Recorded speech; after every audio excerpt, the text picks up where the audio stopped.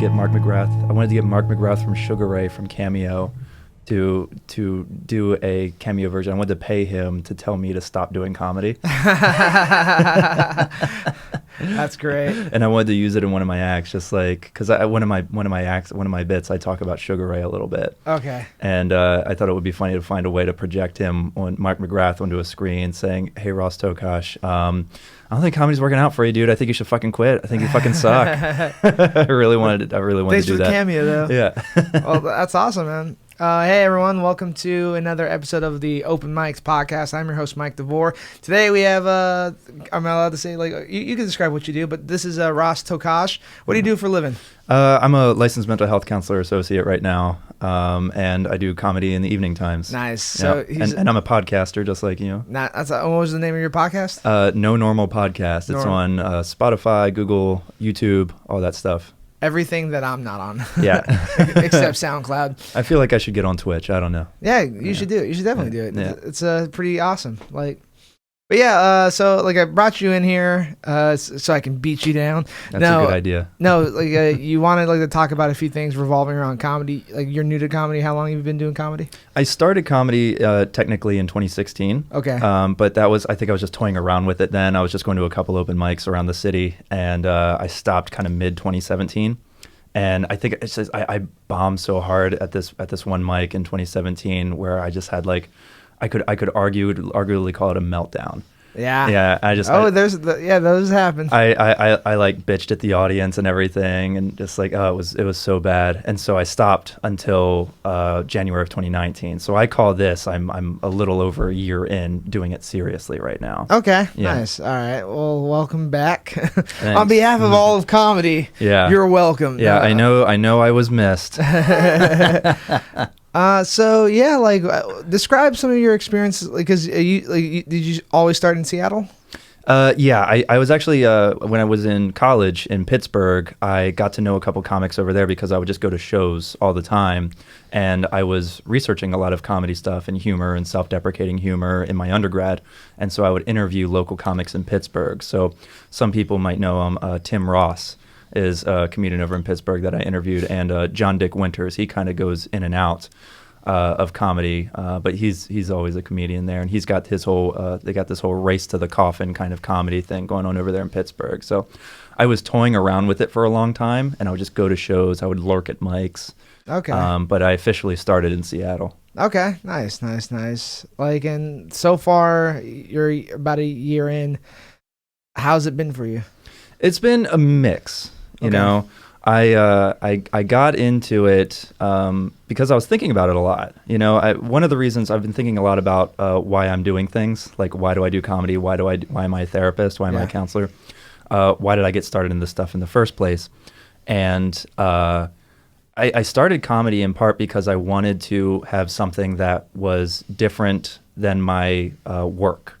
You know, I wanted to have an identity that was just outside of being a counselor. That was one reason. And the other reason was to meet cool people and make friends. Because all throughout school, all throughout college and stuff like that, I never really got into music. I never really got into a whole lot of stuff. But comedy was something I was always into, and I didn't have anyone to talk about it with. Like if there was a new special that came out or a comic that I found on YouTube or whatever, I had no one to talk with about it. And so I wanted to connect with people that way. And it's been, and also just to have a creative outlet and all that kind of stuff. And so it's been up and down. It's been hard because I also have a lot of social anxiety. So I go to mics a lot, and I don't have it in me to kind of just keep going up to people.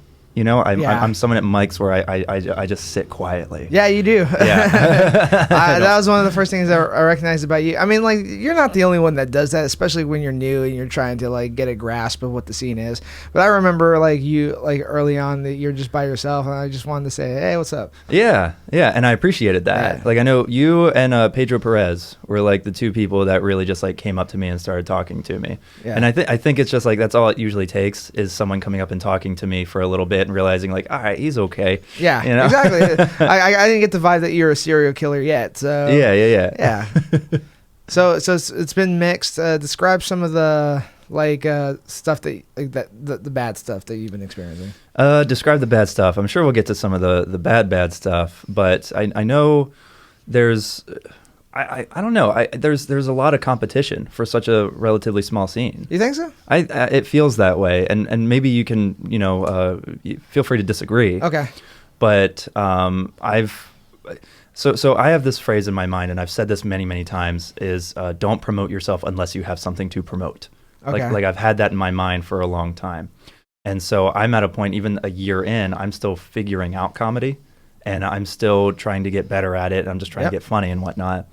But in the meantime, there's a lot of people who are like, maybe anywhere between 3 and 6 months in. And they're like, I got a half an hour, They don't have half they hour. don't have a half an hour. I know. Half hour. And honestly, I'm a year in. I got 10, 15 minutes. Yeah, you probably have 5. I probably have 5, exactly. Yeah, 5. Like, so are you saying like it's like that competitiveness of like it's kind of like the race of like of other people, like kind of like your peers at your I want to say age group in comedy. Yeah, it's fine. But like our cohort. Yeah, your cohort. Like, so do you feel like you're not living up to like what they're doing, or vice versa? I would agree with that. Yeah. Okay. Like it's like I don't get booked very often, but at the same time, I think I hold myself back when like actually putting myself out there to get booked on things. There's truth to that. That's a real thing. Yeah. How often do you like hang out like at shows, or how often do you go like to hang out at clubs? I try to. Like I go to mics a lot. Okay. For the most part, I was like 4, 5, 6 mics a week for a minute there. It's been a week or two since I've gone to a mic because I was on vacation. Yeah. And I'm actually enjoying the R&R right now, the downtime. Yeah, it's nice. And so I'm actually debating on like, how do I go back into doing the mics, and do I go back to hanging out and everything like that? Do I go back to having a miserable life? Yeah. Well, that's the thing where I'm just kind of like, hey, this thing started out as a thing to kind of help me out. Is it working?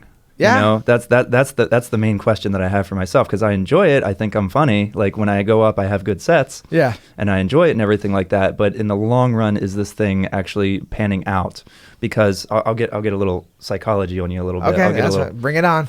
Yeah. There's the amount of whatever you want to go for, whatever your goal is or whatever you're doing, it has to be worth the amount of suffering that goes along with it, getting it. Okay. Does that make sense? That makes sense. Yeah. So so for me, like psychology and grad school and everything like that, the debt that I accumulated, the student loan debt, the working for free at internships, all that kind of stuff, for me, it was worth it because I really wanted to be a therapist. Yeah. So all that suffering, all that bullshit, all that working in the trenches and working in psychiatric hospitals and, getting shit thrown at me by psychotic people and everything or something like that, and getting having to restrain people and all that kind of stuff, which I hated doing. There was all that stuff was worth it to become a therapist in a way, like all that suffering that I witnessed, that I experienced from myself and others. Comedy is one of those things where I'm like, hey, where I'm at right now, is the bullshit that I'm going through worth it? Yeah, that's true. And like, but it all comes down to, it's like, why do you do comedy in the first place? Yeah. Like, or like, what are your goals in comedy? Right. Like, do you know that at all, or? I set out a goal for the year of just basically saying I want to get on 2 booked gigs a month, each month this year. Yeah. That was like my goal for this year, and that's how I do goals. I don't do like 3-year, 5-year plans. Okay. I get kind of bogged down in the minutia of things if I do 3-year to 5-year plans. So I try to do like, this is what I'm doing to get through the month. This is what I'm doing to get through the next 6 months. Okay. This is what I'm doing. Like short, immediate goals, short-term goals, and they're like realistic. They're obtainable goals. Yes. Yeah. Yeah. I'm not trying to get on Netflix or anything like that. Oh, so. yeah, those the 30-minute comic wants to get. No. Yeah. So yeah, like those seem like reasonable goals. Like, how, as far as like, have you been able to get like booked on those shows or anything, or? So I don't know who to go to for that stuff. Okay. And I have this whole big thing right now is I don't know how the Seattle scene perceives me. I don't know if anyone thinks I'm funny. I don't think no one knows you exist. Exactly. I don't think anyone knows that I exist. That's the thing. And there's probably people that do know that I exist, and they don't like me. I think it's all internalized, man. I think it's not as bad as you seem. Like, it's just that there's so much stuff going on in comedy, and especially in Seattle scene, that like I don't think they'll like notice you. Yeah. Like, it's not like you're losing your mind. It's not like you're blowing up. Like, having mental episodes on the Northwest Comedians page. Okay. But it's been quiet on there lately. It has been. There needs to be some new drama. There needs to be some fucking drama on that thing. Yeah. No, I think I want to say, like, because it's easy for me to say, because like I can just reach out to bookers and just Right. like and ask just because I've established myself. But for you, like, the best advice that I got when I was coming up is like there's 3 ways to get booked. 1, being funny. Mm-hmm. 2, bringing an audience. Right. And 3, helping out in any way. Like Okay. running sound, helping out at the door. Sure. Or just like doing, like, if you're good with like Photoshop or whatever, Yeah. or if you can like videotape people, that's a way to get booked. Right. So those are the 3 main ways. Is there any like skill sets that you have, like media wise, that you could offer? Or Oh, well, yeah. I mean, I don't know if this counts, but the podcast that I do, like, yeah. I try to bring people on my podcast, Yeah. and everything. That hasn't really bared any fruit yet. but like, how long have you been Takes doing time. that though? I passed the year mark on that, I think. Okay. Close to a year, because I think I started the podcast shortly after or shortly before I started comedy. I don't remember which. And then I took a little hiatus from that too, because I went through my depressive episode. Yeah. Ooh. Okay. You know, and so I was just like, everything's done. Like, I had this whole thing where I was just like, no one wants to hear anything I fucking say. Like, no one wants to see me. No one wants to hear me. Damn, like, I man. just cut off, basically. I still went out to mics, but that was because I was really just like forcing myself to do it. Okay. Yeah. So that's so interesting, because you're a licensed therapist, and like, what's it like being a therapist with depression? So I'm a therapist, but I'm human too. So Okay. I've been struggling with depression and anxiety and stuff like that for, I would say since high school, and maybe even before that. I just didn't know it. Yeah. I have a family member who's an alcoholic. One of my parents is an alcoholic, so I grew up with someone who's an alcoholic in the household, and that has an effect. Yeah. Definitely has an effect. No way. Yeah, it definitely does. No way. So, and so a lot of those things kind of come out later on in adulthood, especially in my social relationships and romantic relationships and things like that. Okay. So it's interesting because you would think like, oh, the therapist, like, they got their shit on lock. They're not supposed to be depressed. They're not supposed to be anxious. They're not supposed to have all that kind of stuff. And there's that idea that we have all of our shit figured out and we know how to handle it and everything like that. But just because I'm a therapist doesn't mean I am immune to strong emotions, Yeah. or immune to sadness, or immune to that kind of stuff. It also doesn't mean that I don't struggle with it. And honestly, a lot of therapists struggle with that stuff. Wow. Yeah. And I would argue that, okay, so you probably don't want a comedian who has had a perfect life, Yeah. You would probably not want a therapist that's had a perfect life either. You got to know someone that's been through some shit. You got To be able to relate to. Yeah. It's not 100% mandatory for everything, but I think that one of the things that has helped me relate with my clients is the fact that I've been through some shit, and it's helped me be able to sit with their suffering, Yeah. and not be scared by it or not overreact to it, but also to be there for them when they're talking about it, because they might be talking about something and they'll, most of the time they would not say this kind of stuff to people because people are either not going to care or they'll overreact. Yeah. And I'm able to just sit with them with it and just say, tell me about it. And it's because I think I know where they're coming from a lot of the times when they're in like deep sadness, Yeah. That's got like, I can just imagine like having to take on like all that heavy stuff can take a toll on you. Yeah. Like, with all these people like unloading all this trauma, all this like heavy energy, like that must add up to you. It does sometimes. And that's when I take my breaks. I take my vacations or something like that. Okay. I try to take time off pretty regularly because I do hold a lot of stuff. Yeah. I see some 20 odd people a week, and it's self-care is important, and also if I'm not there for myself, then I can't be there for them. True. That's a good point. And the idea is that what I learned is you got to keep your house clean so you can invite people in. Oh, that's a good point. That's a really good point. Wow. Yeah. That's going to be a clip. Yeah. You just made the highlight reel. Yeah. Bumper. But no, you mentioned earlier about like, hey, do I get out to shows? But sometimes the work is exhausting. And so I'll see 6 people in a day or something like that, and then I'll get out of work. I usually work like noon till 8. Okay. So I'll go straight from work to a mic and whatnot. Okay.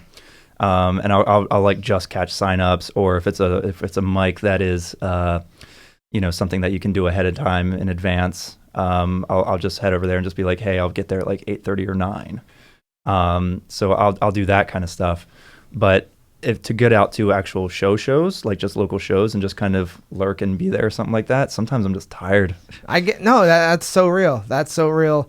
No, I can, yeah, because when I first started, dude, I was in the Navy, and the thing was, it's like, because I was so focused on comedy, like that was like my goal and everything, right? That like I sacrificed so much. Like I was like getting like 4 to 5 hours of sleep a night for like 2-3 years straight. I can't do 4 or 5 hours of sleep a night. I can't do it. Yeah. I need a minimum 7. Yeah. No, I think I'm paying the toll on that now. Yeah. Like health wise, but like I can just imagine. No, because I remember there would be times where it's like, man, I just want to go home and sleep. But then I was so like stubborn. I'm like, no, I need to go do this specific mic. Yeah, because what I was going to offer to you was, if you do have time, come hang out at comedy clubs. Yeah, just show face. Like I know, like with an inside secret, if you just show up and hang out and like talk to Dave at Laughs, like on the weekends, like that helps too. Yeah. Even like more likely he might not put you up right away. Right. Like it might take some while, but like if you put in FaceTime with Dave, like you'll see the benefits of it down the road. Cool. Yeah, I've been wanting to go to Laughs a little bit more, I think. Sorry. Yeah. There's I think their mic is on a time when I'm working though, unfortunately. Okay. Yeah, so I think you got to get there like 6:30, and I wrap up on Wednesdays specifically at 7. And so their signups don't start because their mic starts at 8:30. Oh, okay. Their signups like are usually like around 7:45. And I was just going to say, like, just if you show up on the weekends, like he's like I said, he won't put you up right away. Right. But if you show and like just put FaceTime in and like for week after week, like it'll pay off. Yeah. So that way you can show up a little later on Wednesdays, and he'll be like, oh, okay. Like, okay. Yeah. Just food for thought. All right, cool. Yeah. I mean, I'm just trying to figure out ways to kind of be like not spinning in the hamster wheel. Yeah. You know? I think, cause you obviously want to get booked. Yeah, I would, if I were you, I would offer some bookers. I mean, obviously you don't want to work for free, but like I know a lot of comedians need. That's kind of like utilizing your resources. It's like what can you offer people? Like I'm pretty sure you can offer like short-term counseling. No. Never mind. No, that's too much of a conflict of interest. Okay. Yeah. Okay. It would be really awkward to see somebody in a professional capacity and see them at a mic. Okay, that's do that. That's fair. So that's too much of a conflict there and whatnot. You are a professional. I am a professional. Yeah, boundaries. But no, I mean, I could offer doing like some headshots. That's one of the things I'm doing. Doing headshots for free lately. Okay, yeah, nice. All right, yeah, then do that. Yeah, because I got a sweet new camera for my podcast, and I'm just like, oh shit, I can do headshots now. And I'm also going to be starting some YouTube projects that I'm going to need comics for. Okay. Figuring out a way to do that without breaking the bank with paying everybody, because I want to pay people. Yeah. No, I think everyone wants to pay something, but like you also have to have, it's like a business move. Like you have to like know like where you can spend certain things. Like this whole thing for me is one big business expense. Tell me about it. Yeah, this stuff is expensive. These mics are legit. This is the Joe Rogan mic. Yeah, this is Joe Rogan. I tell people that. Yeah, I don't fuck around here. All right. It's all super serial. So I know, going back to the whole comedy thing, you talked about like some bad things. Like what are some good things that's happened to you? So I have met some good people, and I've had some really good times doing comedy. I mean, especially in the past. I mean, there's a couple of things that happened in the past couple of months that have been really nice, where it's just like it seemed like that there was some movement getting out of this plateau, I guess.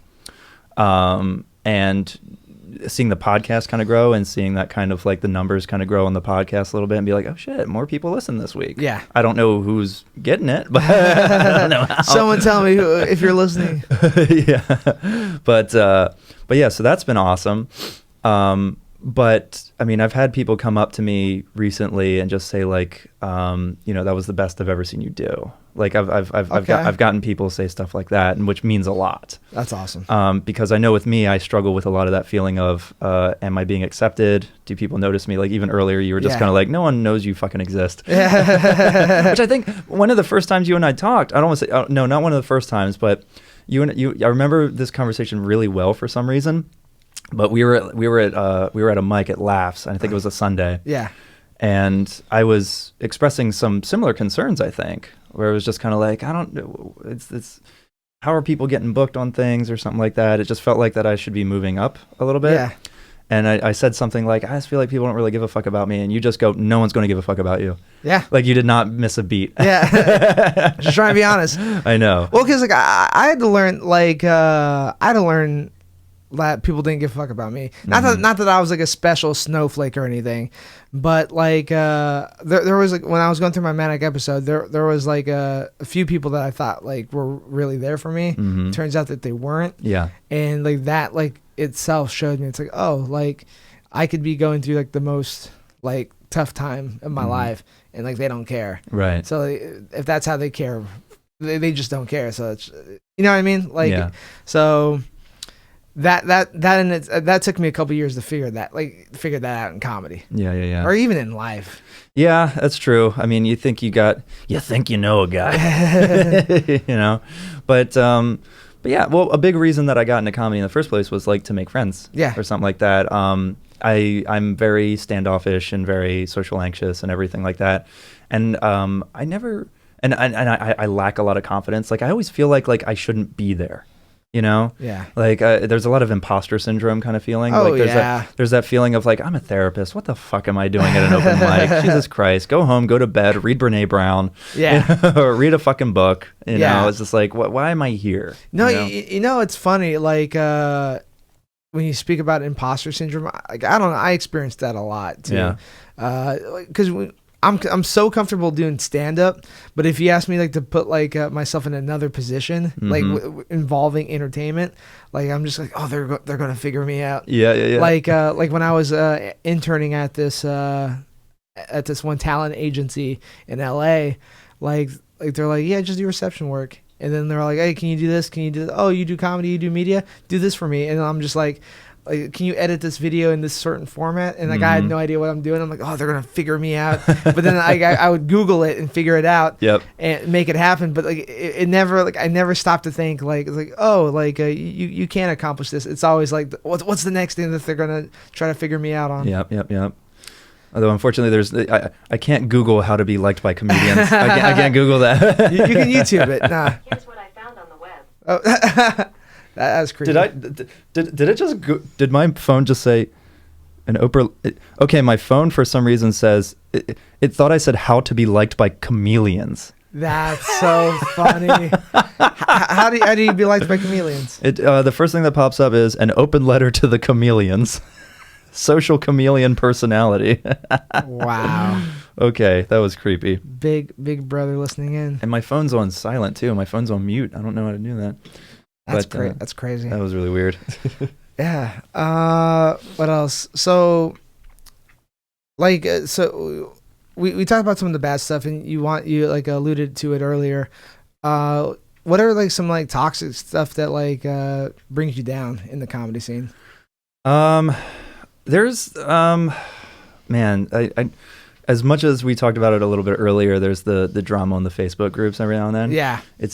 Sometimes it's entertaining to watch that stuff. But being in it is not a good thing. You know, like the thing about that though, is like there's always going to be some type of like city drama. Yeah. Like there's always like infighting, like it happens in every scene. I've been in like part of 3 different scenes now: LA, San Diego, and Seattle. Okay. And like it's so common everywhere. So for me, the biggest takeaway is just like do my best to stay out of it and just focus on my journey, focus on my path. I try to do that, but then there seems to be this I don't know. Drama is one thing. Yeah. There's always going to be drama. There's always going to be gossip. There's going to be people shit talking. I don't like that feeling of being shit talked. Yeah. And everything. Like I try to stay out of that shit, but it's just like sometimes what can you do? Yeah. And so and I guess I know I come off a certain way to some folks, and I think a lot of people just don't know me. Yeah. So it's just like it's easy for people to just like paint a picture of me in a lot of ways. But then there comes a time when it never really affects you professionally. Yeah. It's just like there's shit talk, but hey, I still get booked on this show. I get to go up in here or something like that. But there was a thing recently where the shit talk and the gossip got to a point where the person lied to a club manager and blacklisted me from that club. Really? Yeah. Did that manager like tell you straight up, or? No, I had to hear it through the grapevine, basically. Yeah. So it's like that club person did not reach out to me. I've been debating on reaching out to them and being like, hey, this stuff is like, what did you hear? Because I've never shit talked you, Okay. And so, yeah, the lie was basically that this person told the club owner or club manager, like, hey, Ross is shit talking you. Ross has said this, this, and this. And then apparently the decision was like, well, he's not fucking getting up here anymore. Oh, wow. And so, and I heard it through the grapevine and heard it through someone else. Like, and it was almost like that person was bragging about it. Like, yeah, I got Ross blacklisted at this fucking club or something like that. Ross is not going to go up anymore. And so I actually heard it through a friend of mine, basically, that this person told them that they did this. That's bullshit right there. Yeah. And so I'm worried that going forward, there is that kind of toxic element of things where it's just like, hey, you can hate me if you want. Just don't fuck with me professionally. Yeah. Don't even fuck with me socially in that way. Those people, karma's a bitch. Yeah. And those people typically don't last long. And those people are usually the most insecure, comics themselves. It's unfortunate that, like, damn, that does suck. I would not trying to be positive about it. Fortunately, there are other venues and other mics in the city. Yeah. But that's just a damn unfortunate thing. Yeah, and it's unfortunate that they people. It's weird. I mean, I don't want to get too political in a way. Yeah. But like, it's one thing that I've noticed, especially the past since 2016, basically, it's so easy to manipulate people. Yeah. Like, I don't manipulate people. I try not to. Yeah. But it's like, look at the news, look at everything like that. Like, it's so easy to sway people's opinions. Yep. And it's easy to do that if you're a narcissistic person, if you're a manipulative person, if you're an emotional manipulator, that kind of stuff. Yeah. It's like they figured out a way to kind of do that and to get in people's ears and just like, oh, believe me when I say this shit. It's really easy to get people to believe lies, basically, and that blows my mind how easy that is. That people don't just say like, that sounds like bullshit. Yeah. But it blows my mind how apparently easy it is for some people to just get away with that kind of stuff. Yeah. Damn, I'm sorry you're going through that, dude. Yeah, and that's been the thing where I'm just like, do I continue doing comedy despite that? Because there's a part of me that is like, do I quit and basically just say like, I'm done. Like, hey, this is no longer a part of my life. Let them think I'm an asshole. Let them think I'm a piece of shit. Let them have their clubhouse, whatever. Yeah. I'm done, and I don't think about it anymore. And I'm thinking about moving to Los Angeles and just like, maybe I pick up again there. And so it's a lot worse than LA. Probably is, but it is. It's seedy. It's scum. Like it is. It's pretty. I think I'm over exaggerating, but like it's like Seattle open mic. Like I feel like it's not like you're moving there for comedy. Yeah, I probably wouldn't be moving there for comedy. But like a lot of times comics like, oh, I'm just going to move to LA. I'm just going to move like to New York. Yeah. Because I'm not blah, blah, blah here. But it's like, dude, like it's the same thing down there, but just like 10 times worse. Yeah. So. Well, it's probably because most people are way more competitive there. More like it's an oversaturated market. I think everyone from across the country either moves there or New York. Right. So you get like, not only do you get the most talented people showing up, you also get the most shitty people. Wow. Yeah. So so you get you know what I mean. So you get not the best of both worlds, but you get. like the duality. Yeah. But I haven't decided yet on just like, hey, do I keep, do I quit? Do I just back out of this kind of stuff and just be like, all right, I tried. Fuck it. There's no way that I can get out of this because I'm just spinning the hamster wheel because now people aren't going to book me because of this person or something. Or do I fight the dragon? Do I kind of say like, no, I'm not fucking going anywhere, and come back harder, know? And that all entirely comes. Do you have any questions for me that can help you guide you that? Or? No, not really. I mean, it's just I think it's mostly a personal thing, where it's just like, what am I going to put up with? I mean, again, it goes back to the amount of suffering has to be worth the thing that you want, and I think I have to kind of decide, what do I want comedy to be for me? Yeah, that's exactly it. Yeah, I'm glad I could help. Yeah, glad I could help out in some. No, that's. Figuring out why you do things is the most important thing because without that you can get lost. Like when I first started doing comedy, like my goals were to provide for my family. Like that because I was like, oh, you can make a living doing comedy. Like let me provide for my family. Then I got divorced last year. Oh yeah. And I'm like, well, what family? Right. Like so like I had to like relearn why I'm doing what I do. What did you come up with? I just enjoy it. Yeah. I just like down at the end of the day, it's just like, oh, I just enjoy doing this. What happens when you don't enjoy it though?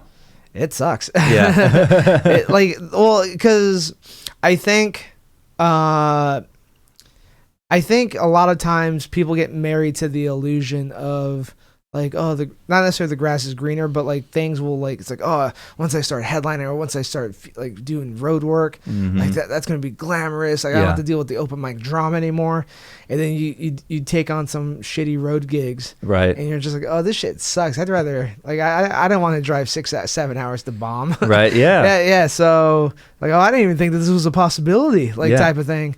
I would love almost like a Las Vegas residency where it's just like I don't have to do the road. Yeah, I'm staying here and everything. But I hear it like with Las Vegas, like even that can be a challenge in itself. Yeah, because all they get is tourist comics or to tourist audience. Yeah. So like the big like from what I hear, it's like if you can like perform well in Vegas, you can pretty much perform well anywhere. Oh, okay. Yeah, that's true. But yeah, if I could, I always figure it's just like how do I get noticed without ever leaving my apartment? Well, actually, creating your podcast is very beneficial. Yeah, I've actually been really liking the podcast lately. I like it too. Yeah, I revamped it a little bit. Making a video now, and eventually I'll kind of ramp it up as well. I actually thought of on the way over here, I thought of a new podcast idea that I want to do, but I want to do a podcast, like a satirical podcast just about Chipotle. And I don't know why, but it was just making me laugh on the way over here. I was just like, oh, I'm going to call it Extra Guac, the Extra Guac podcast. That's fine. You just review other Chipotles? I think so. That's fine. I think I would just go to different Chipotles, or I would interview people in a Chipotle, or I would just interview people while eating Chipotle. I like that. Literally only talking about Chipotle and nothing else. Isn't Chipotle great? Oh, have you tried the sofritas? But like do it in almost like a Tim and Eric satirical way or something like that. No, I like that. I like that idea a lot. But yeah, I do have some serious stuff coming up with YouTube that I'm trying to think about doing. So okay, nice. Yeah, like the 6-episode miniseries that I want to do. That's relatively autobiographical, I suppose. Okay. Just the premise behind it is going to be something along the lines of like, oh, you feel like that you did all the right steps in life, but it didn't work. You're not happy. So it's just like, so what do you do in those situations? Like what happens in those moments? Like this, you go to school, you go to college, you go to grad school, you do all this kind of stuff, you get money, you start a business or whatever like that. And holy shit, it's not enough. Like something still feels missing. And so the character is going to be trying other things to try to fill that void, but spoiler alert, sometimes things work out, sometimes things don't, without getting about that. Do you think like comedy is like a void do you think you're using comedy to fill a void? Oh, this is a therapy session for me. Come on. Is comedy used? You're gonna ask me about my mom next. Yeah, pretty much, yeah. What did your mom do? Yeah. Oh, she drank at home and yelled at the TV. That's what she fucking did. That's fine. But to fill a void, I don't know. Why? I think it was possibly to fill a void. I know I was thinking about it constantly though. Well, like, it's something like, I don't mean to cut you off. That's okay. But like at least like even if you do quit comedy, like I guess that's what I was trying to get to. If you do decide to quit, at least you can tell yourself that like, hey, I tried it. Yeah. Like it wasn't for like there's a lot of bullshit that went along with it. This is what happened. Mm-hmm. But at least like I'm not sitting back like X years from now saying like, oh, I wish I would have done that when I was younger. That's true. I mean, I say that now. I wish I would have started in my 20s. Yeah. One of my big I don't want to say one of my big regrets, but I wonder about this sometimes because I used to work in the audio video industry. Okay. And so for 5 years, right out of high school, I wanted to be a filmmaker. I wanted to be a camera guy and everything like that. I think in my conversation with Samantha Rund yesterday, I realized, shit, I didn't want to do that. I wanted to be an actor. Like I wanted to be in front of the camera, not behind it. Yeah. You know? And I reached a point where I was working for this production company in the East Coast, and I got laid off because we weren't getting any work because it's the East Coast. Yeah. You know? And so that was a moment for me when I was like 23, 24. I was like, okay, I either need to move to LA or New York or go to college. And I chose to go to college. And now in retrospect, I'm kind of just like, what would have happened if in my early 20s, if I just would have fucking went to LA? Like where would I be right now? Because I go to LA now pretty frequently and I love it, you know? But like, I think about that kind of stuff sometimes. But I love what I'm doing right now. I love doing therapy, you know? I love helping people. I love sitting with people. I love talking to people. So I found, if nothing else, I found two things that I love, like the entertainment industry and therapy, which I think is awesome. But I always try to find a way to wed the two. Yeah. And sometimes it's hard. Yeah, I think you're still trying to figure it out too. Yeah. I think you're on the right path if you ask me. Like the fact that you're doing your podcast, you're like you're I think like you're living the best of both worlds. Mm-hmm. Like you have your career. You also have these creative endeavors that you're trying to pursue, right? Like with your podcast, with the mini series, and you'll even give yourself a chance to act in that. Yeah. So, what I respect from you is that you're creating shit, right? Because a lot of times, like especially in this industry, people think it's like, oh, I just got to be funny, and then like things will come to me. Not the case. I used to think that, and I think even recently I realized that's not true. That was very naive of me to think that. Well, I think everyone thinks that way. Yeah, it's not just you, but like everyone feels that way. Yeah, I thought if I would just go to mics and do good, people would come up to me and be like, "Hey, be on my show," you know, or something like that. And it doesn't happen that way. It doesn't happen that way. But like I mean, either you could like start your own show, but I don't think that interests you. I think what you're doing is the right thing. Yeah, I've thought about starting my own show. It would be another log on the fire. Like it would just be another thing to put on there. It's just like I'm trying not to add more shit. No, that's why I said that, because I was like, ideally that's what you'd want to do, but with everything you got going on in your life, I was like, I don't think. Yeah, I mean, if it's like a once a week or once a month kind of thing, maybe that could work. Yeah, because there is I would want it to be themed, like a thematic show. I wouldn't just want to be like, hey, come to this bar on a Thursday or something like that for a show. Like I would actually want it to be a thematic kind of show. Yeah. Hopefully with some audience interaction, you know, so that there is a incentive for the audience to be there and interact and things like that. Yeah, that's not a bad idea. So I'm thinking about it, but Seattle is a weird place where it's just like finding an actual venue to get an audience to show up to it is actually one of the hardest parts. That's I used to produce shows in San Diego, and I learned early on that producing shows is not my thing. Really? Yeah. Like, what didn't you like about it? Promoting it, being responsible for all the comics on the show, and plus there wasn't a budget. Like the owner wasn't really helpful at all. Yeah. It was just very stressful. Mm-hmm. I didn't like it at all. Yeah. Like it just was.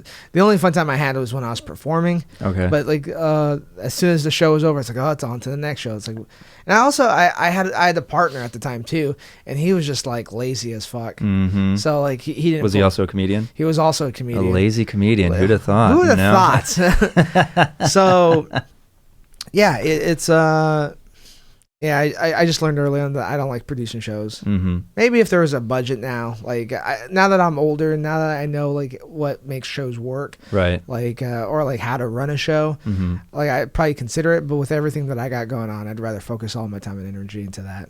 Yeah. I would just want to focus on like, are the comics happy? Like, am I paying the comics appropriately?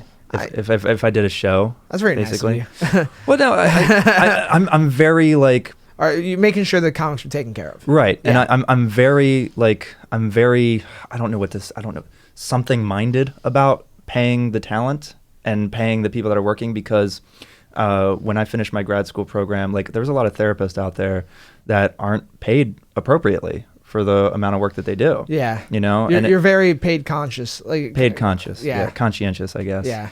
And so I mean, there was times even after I worked at my grad school and I'm, in debt at this point, people were just like, okay, well, we can offer you an externship. And it's like, what's that? Well, it's like an internship, but you get some supervision, you get some experience, but we still don't pay you. And it's like, but I have a master's degree now. Fucking pay me. Yeah. Like, you ever see the movie Goodfellas? Yeah. I kind of have that fuck you, pay me mindset right now. Yeah. Where I was just kind of like, oh, well, you need some rent. Business was a little slow and it's hard to make the rent. Fuck you, pay me. Yeah. Like, I kind of have that mentality right now where it's just like, I went through the rigmarole. It comes with knowing your worth. Yeah. Like knowing like what you sacrificed to get to that point. Right. And so. And the bummer is a lot of people get away with paying people cheaply because they're willing to. People will do it. Yeah, exactly. And I don't want to be someone that continues that pattern. So if I do start a show, I'll be like, all right, what's the going rate for a feature or a headliner or something like that? I'm going to bump that up $50 or something like that. That's really awesome of you. Yeah, you should definitely book a show and book me. So it's just like, no, let the comic feel their worth and let them feel, because I feel like I perform way better if I feel like I'm treated like one of the talent. Yeah. If it's just like, all right, here's another dude in the lineup or something like that. Man, it's so funny. Like, I've talked to this about with other comics, but there just is. I'm from a situation where there is no money in comedy. Yeah. Like, living in Southern California, the closer you get to LA, the less money there is. Because that's just how it is. And so, like, moving up here and like people are like, oh, I expect to get paid. I'm like, what the fuck are you guys talking about? And then I see it. I'm like, oh, you guys like actually do get paid up here.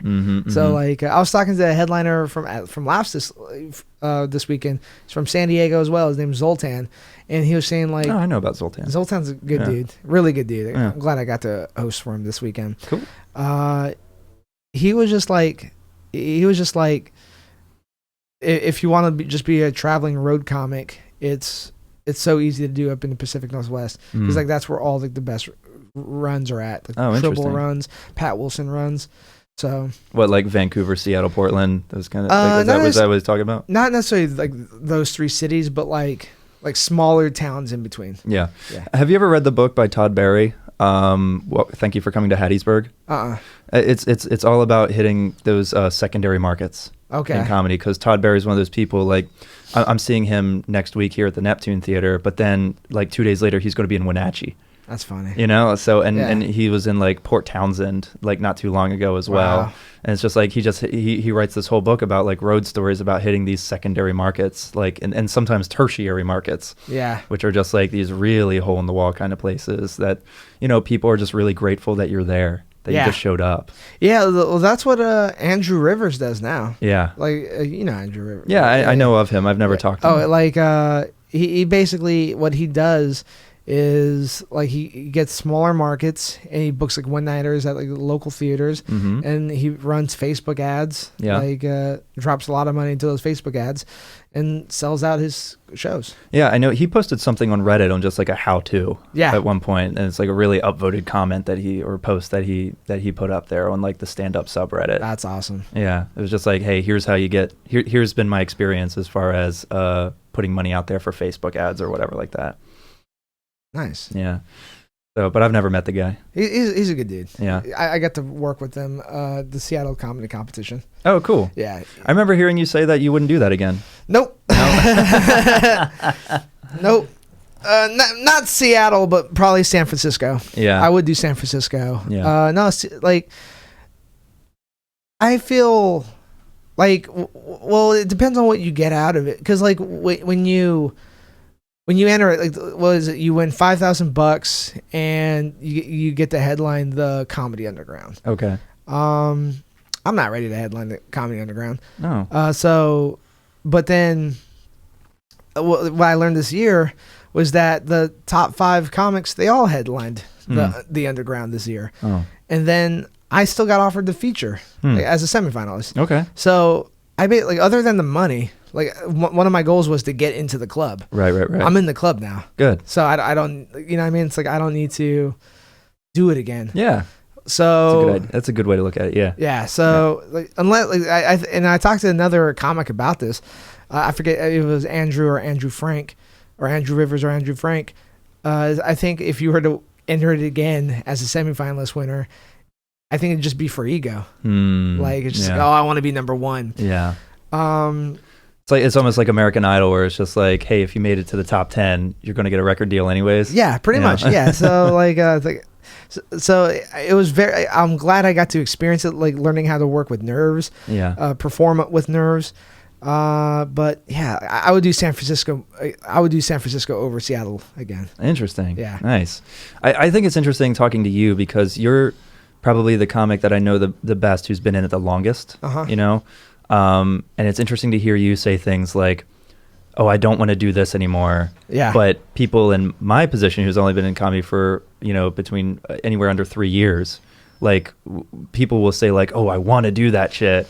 Well, they don't know. Yeah, they don't know yet. They don't know. and I used to be that way. Yeah. Yeah. And then like I got here and I'm just like, oh, wait, no, I don't want to do this. Yeah. I look out for that kind of stuff. I'm just like, okay, where are the pitfalls? And I don't want to fall into them. Yeah. I'm just kind of like, where is someone who's been here already and what mistakes have they made or what things do they regret doing? That's smart. Yeah. That's smart. Well, like I it's funny. My whole thing now is, I'll just lay it out there. My whole thing is, it's like what I do is to build myself a platform. Okay. I want to build my own business in a sense of like, I want to grow my YouTube channel. I want to grow my podcast. I want to grow my stand-up. Originally, I just wanted to do stand-up because it's like, oh, like I can make a living doing stand-up, which you can. However, no one will know who you are. Yes. Yeah. And like you'll be forced to work like just a bunch of random road gigs all across the country. And I like working the road within these 6 years. I don't like working random gigs. Right. I'd rather perform for people who like, not like-minded, but get my sense of humor. Okay. Like, I kind of want to build my own audience. So it's like, how do I do that? Right. You want to get people coming to see you. Yeah, exactly. Not just a comedy on a Saturday night. Yeah. Yeah. I want to draw. Yeah. And so it's like, how do I do that? Well, some of the best comics that I know, they have other forms of entertainment outside of just stand-up. Like they have a podcast, they have a YouTube channel. So it's like, all right, let me build that. And then, so like that's what I'm trying to do. I'm just trying to build a platform so that way I can just provide for myself. And that's another thing too. It's like when you're not working for other people, or when you're working for other people, like there's a chance that things might fall through. Right. Yep. Like at least the more middlemen there are, yeah, it's not fun. Like, because I've been in a situation where I was booked on a gig, like I was on the road, and then like probably like an hour or two where I'm supposed to drive to, they're like, oh, the show got canceled, and you're SOL out of money. Yep. So it's like I don't want to be in that position. Yeah. Where like I'm relying on other people. So that's exactly where I don't want to be in that spot. I want to be the guy. Yeah. Exactly. And so that's part of the reason why I started my own business as a counselor in a way. It's just like I was working at all these places and I was just like, I saw a lot of shit that I didn't agree with treatment wise or whatever, especially when I was working in the psychiatric hospitals. I saw a lot of stuff where I was just like, I don't like the way these people are being treated here. It felt like that a lot of the patients weren't being treated with respect in a lot of ways. And I didn't like seeing that kind of stuff. And that's not why I got into this. Like I got into the field of therapy because I actually gave a fuck about people. Yeah. And so my job in a lot of hospitals, like as a therapist, was doing these like assessments and reports and everything like that. And they would give you so many things that you had to do during the day. It was just impossible to do it. But what I really wanted to do is I would actually go and just sit with people and be like, what's up, dude? How you doing? I would just like talk with them and everything and get to know them and just kind of, help them feel seen and heard. But then like upper management would come down on me and be like, why aren't you doing these assessments? Just like, cause they're fucking sad and scared, dude. They're locked away from everybody. Like, let me go talk to them. They're still humans. And so that's one of the things that I saw where it was just like all this administrative stuff and management crap got in the way. And then the same thing happened when I was in community health work, where it was just like the insurance companies were dictating treatment, it seemed. And just like the insurance companies were just like, well, you got to do this or we won't cover for it. And it's just like, I just cut out those fucking middlemen. And just now I'm at a place, at least in my therapy business, where I can just be like, oh, you came in. Now I can just talk to you because we don't have all these other looming things over our head. Yeah. And it would be super nice in comedy or in entertainment to kind of be like, let's cut out these middlemen. Let's cut out these people these gatekeepers. Yep. You know. Death to gatekeepers. Death to gatekeepers, whether they be like producers or clubs or whatever like that, who knows? But just kind of be like, hey, I'm going to build an audience on my own here. Yeah. You know, that was a long rant. Sorry. No, that's fine. No, that's rant ahead. Yeah. Rant ahead. So yeah, no, I think we're very like-minded. Like, do you have any other questions as far as like things where it's like, because you mentioned that like it's like, oh, the pitfalls, like that the things where you look out. Because I'm the same way. Like when I remember watching a Ralphie May video, or I remember watching an Ari Shaffir video. Okay, I know the one you're talking about. Yeah, and then like he talks like he's talking to Ralphie May, and Ralphie May is like, oh, you do open mics? Like, this was the fun times. Right? Yeah, I remember that quote, because I was thinking about that the other day. I was just like, no, this is supposed to be the fun times right now for me. Yeah, you know, and sometimes it's not fucking fun. Yeah. Exactly. And then like, and then like when I finally got in the position where it's like, oh, it makes sense. Yeah. So I did have a question for you, but you got me thinking about the Ralphie May and Ari Shaffir videos. Ari's done, maybe? You think he's done? I think he'll bounce back. He'll bounce back? He'll bounce back. He's someone that confuses me because I'm just like, if you watch his clique of friends, they always defend him. Yeah. And I'm just like, why do they keep defending him? You know, it's like I get kind of weirded out about that kind of stuff because he's done so many sketchy things over the years. Yeah. And I'm just kind of like, why? I mean, I think the reason he'll bounce back is like as long as he still has like his fans. Yeah. Like I think there's still people that are like fans that are loyal to him. Right. And like if he has enough fans to make a living, he'll be fine. Yeah. I don't want Ari's fans. You know? There's some people. I think there's some people you don't want to make laugh. Yeah. Like, oh, are you serious? Yeah. Yeah. I think Ari's fans, the ones that really support him with the Kobe Bryant kind of stuff, I'm just like, I don't want them as my fans. Yeah. You know? I get it. So. What do you think that? What do you think that this is going to be kind of like a cliche question? I think. Okay. But I think it might stem into a bigger conversation. I think. What do you wish you would have known like a year into comedy that you know now, but you didn't know back then? Like, what do you wish you would have known, or what do you wish you would have either done or not done? Well, what I would have told myself, you're getting divorced. Okay. No. It's. I would tell myself, focus on being happy. Yeah. Focus on the happiness, not necessarily like the dream or the like the whatever. Yeah. Just focus on following happiness instead of this pursuit of what you think is happiness. Did you ever struggle socially, like when you were getting started at all, or were you always like an extroverted kind of person? I was always an extroverted person, but then I struggled. Like what I mean by I was always extrovert growing up, but like starting out, like I was very shy. I was very timid. Like I remember I started with this one comic. He doesn't do comedy anymore. And like, he's like, oh wait, you're new too? So like, we just kind of like became friends. Yeah, I noticed that. I noticed that with a couple people that, you know, like a cohort kind of thing. Yeah. Where it's like that. It's weird because I feel like sometimes I don't really fit into a cohort because I had that stint in 2016, 2017. Yeah. And then I stopped, and then I started again in 2019. And there's well, I was actually the same way. Like it was like after like because that friend stopped doing comedy. Yeah. I found myself hard to fit in with other clicks. Right. Like it was just hard for me. Like, so I don't know. It's kind of hard to explain, but I just focused on, I say this a lot, but I just focused on myself. Yeah. I just focused on trying to get better. Like, I had mutual friends, but like I never felt like I was a part of a clique or anything. Yeah, I don't really feel like I'm a part of a clique. Yeah. You know, but that's a good thing. Really? Yeah. Why is that? Because you may feel isolated, but you're not like susceptible to the fucking bullshit drama. Because it depends on the clique. Disagree to that. Well, I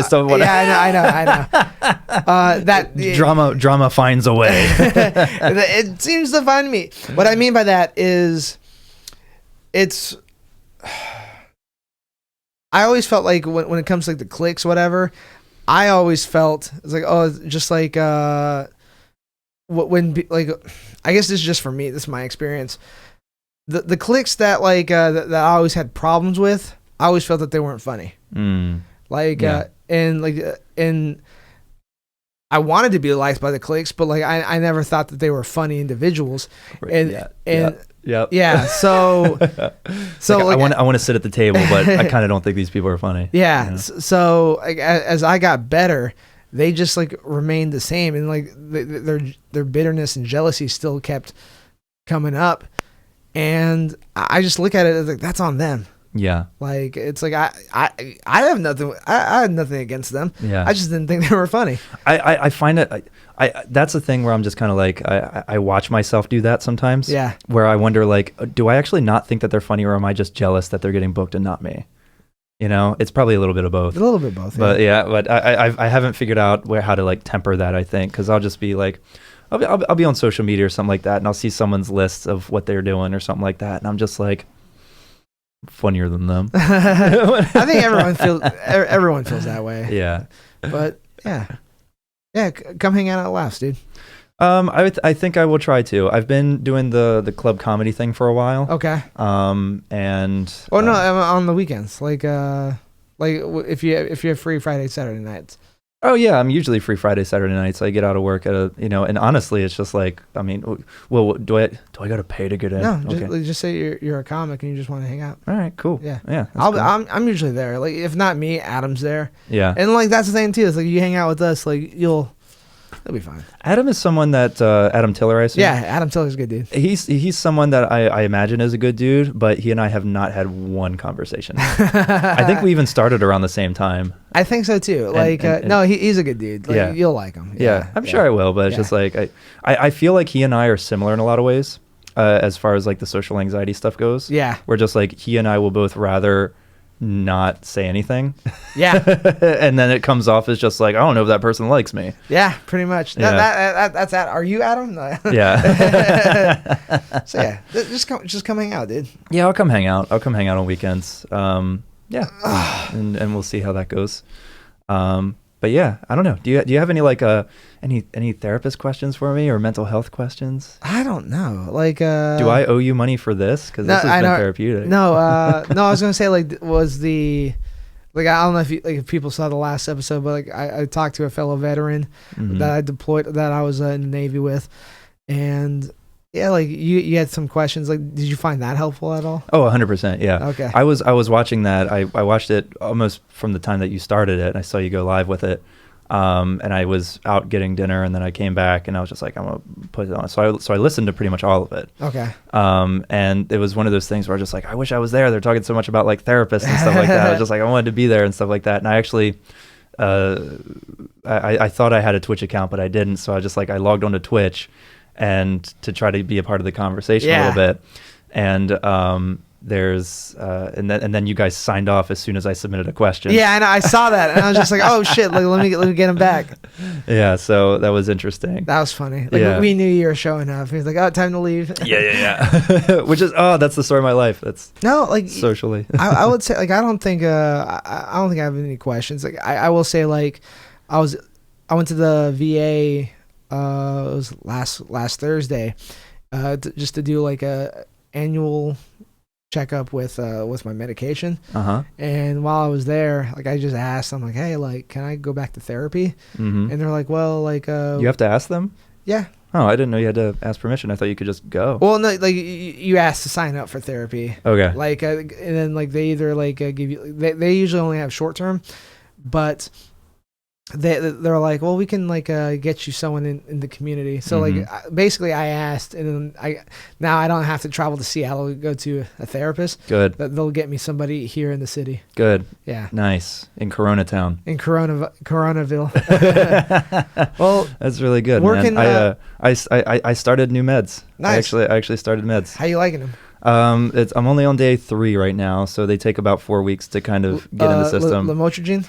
Citalopram. Okay. Yeah. So I was just like, I kind of went through my shit, and I was just like, I'm going to not do meds, just, because I've been on them before. Yeah. And it's just like, at some point, it's just like, get on meds. Just get on Just meds. get on I've been on meds. meds for about over a year straight, and like it's the best I've been. I did well on citalopram in my late teens and my early 20s. And so I tried Wellbutrin for a while, and that like increased my anxiety a little bit. Helped with the depression, but increased my anxiety. But now I'm back on citalopram, and we'll see how it goes. Hopefully it works out. Nice. I could always stop them Yeah, I know, if it right? doesn't. You can always stop taking it. Yeah. Well, with that being said, thank you so much for where can people find you? Oh yeah, thanks. So I'm at Ross Feels Funny on Instagram. So that's a good place to find me and get updates on things like my podcast and my YouTube channel. I have a podcast called No Normal Podcast where I interview comedians about mental health. And one of the things that we do is people will bring in their comedy bits that address mental health. Like someone will be like, so I have depression and blah, blah, blah, blah. And I'll ask them questions, and we'll kind of dissect that bit a little bit and be like, hey, what was it like for you writing this bit? What kind of headspace were you in at the time? Like, why did you decide to write about this? And so we just talk about that kind of stuff as well. I got a couple of YouTube projects coming out, and that's No Normal Podcast on YouTube as well. Got a couple of YouTube projects that I'll be posting on my Instagram about as well. I'm starting since I'm a therapist and a gamer, and I work with video game addiction. We get a chance to talk about today. Yeah, we didn't get a chance to talk about it. We're on Twitch and everything. I'd be happy to come back to talk about that specifically as well. But I'm starting a YouTube channel called Consultations with Ross. That's awesome. Yeah, and so I'm doing a mental health gaming YouTube channel where I'll be talking about that kind of stuff. And yeah, just kind of find me at Laughs, hanging out, lurking on weekends. Nice. Well, thank you so much for coming out, man. Thank you for having me. And dude, I'll see you around, dude. I'll see you around. Take it easy. Take care. Have a good one, everyone. Thanks.